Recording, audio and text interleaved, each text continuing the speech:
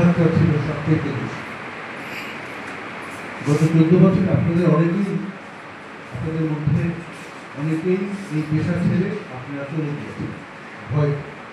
আমার সাথে আমেরিকাতে, ইউরোপে অনেক বাংলাদেশ সাংবাদিক হিসেবে দেখা হয়েছে যারা ভয়তে দেশ ছেড়ে চলে যাচ্ছে।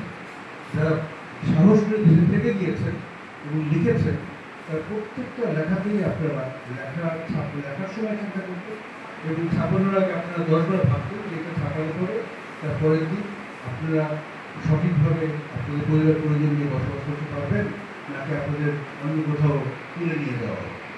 এই যে সেলফ সেন্সরশিপ, এই সেলফ সেন্সরশিপটা আমাদের মিডিয়াকে মারাত্মকভাবে ক্ষতিগ্রস্ত করেছে এবং এর ফলে মিডিয়াতে ভালো ভালো যে ট্যালেন্টেড ইয়াং ছেলেমেয়েদেরকে অ্যাট্রাক্ট করা, এই অ্যাট্রাক্ট করার থেকে আমরা অনেকটা দূরে সরে গিয়েছি। তো এই আজকের এই যে খবরের কাগজের মতো একজন পত্রিকা আপনারা যারা আছেন, আমি বিশ্বাস করি আপনারা আবার আপনাদের পূর্বের যে কালচার, সঠিকভাবে খবর প্রচারের যে কালচার, সেই কালচারে আমরা আস্তে আস্তে আবার ফিরে যাব এবং একটা সুন্দর উন্নত বাংলাদেশ গড়ার ব্যাপারে মিডিয়া কর্মী, আমরা যারা রাজনীতিবিদ, ডেভেলপমেন্ট কর্মী, আমাদের যারা সরকারি চাকরির কর্মরত আছেন, আমরা সব একসাথে কাজ করতে পারবো, এই দেশটাকে আমরা এগিয়ে নিয়ে যাবো। আমি এই বলেই আজকে শেষ করছি। আপনার সবাই ভালো থাকবেন। বাংলাদেশ জিন্দাবাদ। সেরকম আমেরিকা যেসব প্রধান নিউজ, যেগুলোতে আমেরিকা গর্বিত, আমেরিকা লজ্জিত, সব ধরনের নিউজই ওখানে আপনার শোয়া যাচ্ছে।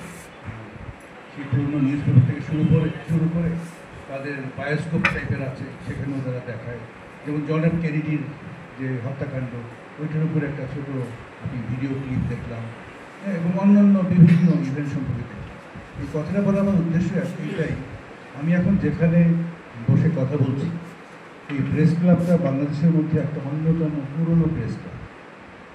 আমি ঠিক মনে নাই কত সালে প্রেস ক্লাবটা এস্টাবলিশ হয়েছিল। 1965 5ই অক্টোবর। আমি ব্যক্তিগতভাবে মনে করি, এবং আমার এই প্রপোজাল আমি ঢাকাতেও, আমি যখন ঢাকা প্রেস ক্লাবে আমি বক্তব্য দিয়েছি, আমি বলেছি যে আমাদের প্রত্যেকটা জেলায়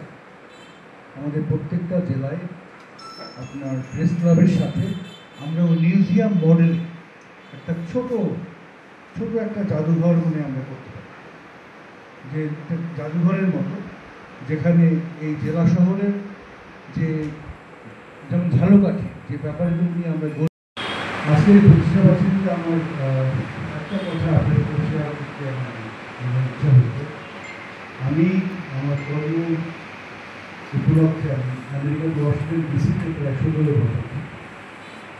ওয়াশিংটন ডিসিতে অনেক মিউজিয়াম আছে, পৃথিবীর যতগুলো রাজধানী শহর আছে তার মধ্যে ওয়াশিংটন ডিসিতে আছে মিউজিয়াম। বাংলাদেশ আমি বিএনপির জেলা কমিটির সভাপতি, প্রেস ক্লাবের সভাপতি, আমার সামনে আছে সাংবাদিক ভাই বোনদের এবং সাংবাদিক আছে। আসসালামু আলাইকুম। আমি আজকে সকালে হঠাৎ করেই আমার আসা, আমি যখন শুনলাম যে রাজাপুরে বিএনপি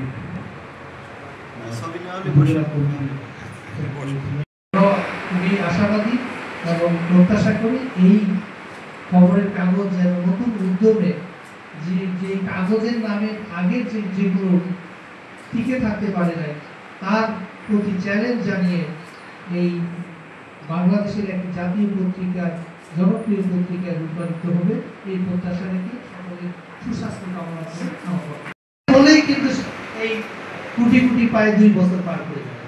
এবং আমি মনে করি যে একটা 5ই আগস্টের পরে সকল ক্ষেত্রে একটা নতুন জাগরণের সৃষ্টি হয়েছে। সকলের মধ্যে, যাদের মধ্যে আত্মবিশ্বাস আছে, সততা আছে, নিষ্ঠা আছে, চেষ্টা আছে, তারা সবাই কিন্তু উঠে দাঁড়াবে। খবরের কাগজ হচ্ছে আমাদের মানব সমাজের প্রতিচ্ছবি, জাতির বিবেক। আমরা বলি যে খবরের কাগজ হচ্ছে মানুষের খবর মানুষের কাছে পৌঁছে দিবে সৎ ও সাহসের সাথে। তো আমি মনে করি যে আমাদের যে এই জেলা প্রতিনিধি কামরুজ্জামান সুইট নিশ্চয়ই এই যে 2 বছর পথ চলার পিছনে তার যথেষ্ট ভূমিকা রয়েছে এবং এই খবরের কাগজের মাধ্যমে আমাদের জাতীয় জীবনে পরিবর্তন আসবে। আমি প্রায় 2011 সালে একটা পত্রিকায় খবর পড়েছিলাম, সেই থেকে আমার একটা বিশ্বাস তৈরি হয়েছে যে এই লেখনির মাধ্যমে অনেক কিছু পরিবর্তন আনা সম্ভব। তখন একটা খবর ছেপেছিল যে জাতির মানুষের যে কারিগর তাকে বলা হয় শিক্ষক। শিক্ষক যখন কি দিন মজুর, তো এটা যখন আসলো তখন